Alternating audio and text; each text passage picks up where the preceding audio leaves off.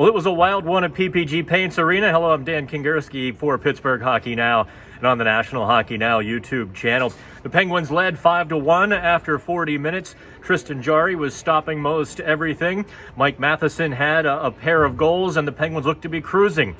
Unfortunately, they realized they were cruising, took the foot off the gas to begin the third period, and the very competitive, always competitive, Ottawa Senators made them pay, closing to 5-4 before Jake Gensel buried the empty netter.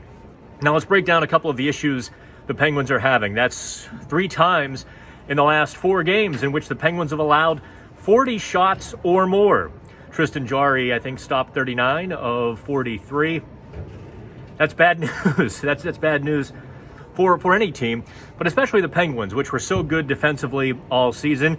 I don't have to tell you the difference between the Penguins lineup from 2 weeks ago to today.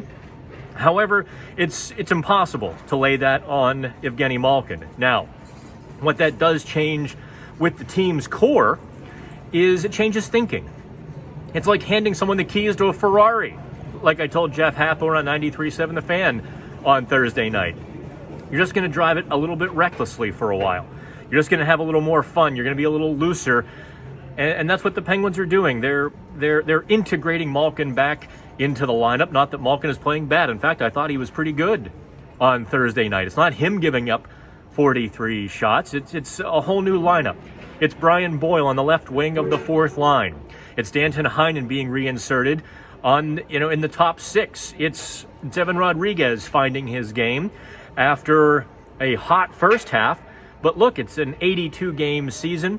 It's difficult to maintain the pace Rodriguez was on and play the game he was playing for 82, and that's really another one of the issues. So the Penguins are kind of getting into that mid-season slog.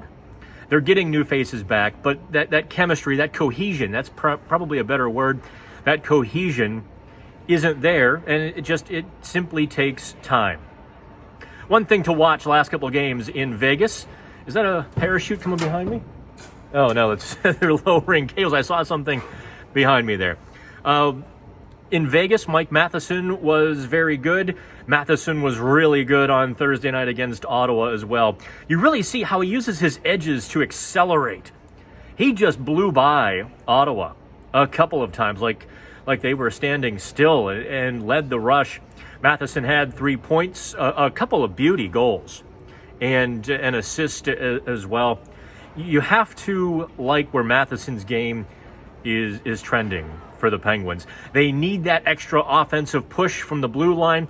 They especially need it from the second pairing. You don't expect it from the third pairing. If you get it, great. And Marcus Pettersson has, in fact, been much better this season. But the second pairing has not maybe produced the numbers that they would like. Matheson now with 3 points tonight. Great game in Vegas. That's a good trend, and you hope that he continues it and that he gets back to the same game that he played last season with, you'll have to forgive me, who went to Edmonton, Cody Ceci.